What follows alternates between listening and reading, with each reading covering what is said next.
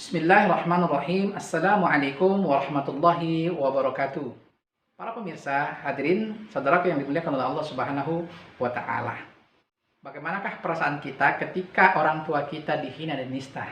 Sebagai contoh, orang tua kita itu digambar, fotonya dipampangkan atas nama ayah dan ibu kita. Di bawahnya ditulis, ini tukang zina, ini pembohong, ini tukang mabok. Padahal kita tahu orang tua kita itu dalam semasa hidupnya tidak pernah melakukan perbuatan itu sekalipun. Maka kita sebagai orang yang mempunyai pemikiran yang waras, kita akan marah.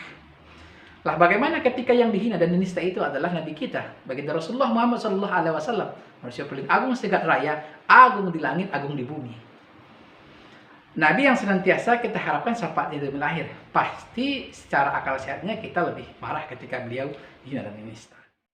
Maka oleh karena itu, ulama kita, Buya Hamka para mendahulu itu pernah berkata, ketika kalian tidak marah jika agama dinista, maka gantilah pakaian atau bajumu dengan kain kapan. Ini ucapan Buya Hamka. Saat sekarang ini, di zaman yang penuh dengan fitnah ini, di depan kita lagi-lagi baginda Rasulullah SAW dihinakan. Lagi-lagi orang-orang kafir di Perancis menerbitkan karikatur penghinaan terhadap baginda kita Rasulullah Muhammad SAW, dan penghinaan itu justru didukung oleh pemerintahan Perancis di bawah kepemimpinan seorang presiden Emmanuel Macron. Lah saudaraku, bagi kita sebenarnya Rasulullah SAW itu adalah segalanya. Cinta kita terhadap baginda Rasulullah SAW melebihi cinta kita terhadap yang lain, bahkan terhadap diri kita sendiri. Rasul mengatakan, la yu'minu ahadukum hatta akuna ahabba ilaihi min walidihi wa walidi wan nasi jamain. Tidak akan sempurna iman kalian sehingga kalian cintai daripada orang tua kalian, anak-anak kalian, dan manusia sekaliannya. Bahkan saudaraku kaum muslimin yang dimuliakan oleh Allah, orang yang cinta kepada baginda Rasulullah SAW itu adalah akan senantiasa bertemu dengan baginda Rasulullah SAW dalam surganya. Lalu seorang laki-laki pada masa dahulu bertanya kepada Rasul, "Wahai Rasul, kapankah hari kiamat itu tiba?" Rasulullah SAW justru tidak menjawab. Dia bertanya, "Apa yang engkau siapkan wahai anak muda ketika hari kiamat itu tiba?" Anak muda menjawab, "Tidak ada wahai Rasul kecuali cinta kepada Allah, cinta kepada baginda Rasul." Rasul mengatakan, "Anta ma'aman ahbabta." Wahai pemuda, engkau beserta orang yang engkau cintai. Bahkan Rasul mengatakan, siapa yang cinta kepada Allah, cinta kepada Rasul, orang itu akan merasakan manisnya iman. Salah satu mangkunna fihi wajdah halawatal iman, ayyakunallah wa rasulahu ahabba ilaihi mimma siwahuma.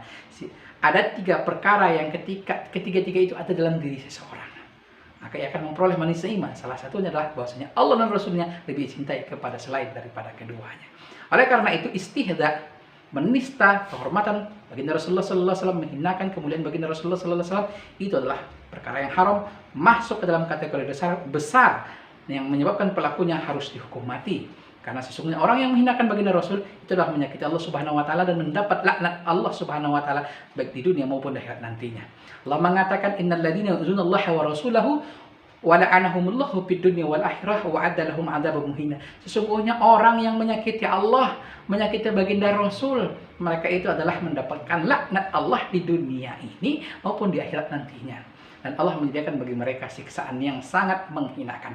Oleh karena itu, pemirsa hadirin yang dimuliakan oleh Allah Subhanahu wa Ta'ala, sebagai bukti cinta kita kepada baginda Rasulullah SAW, ketika beliau dinista dan dihina, kita harus marah, kita harus bela.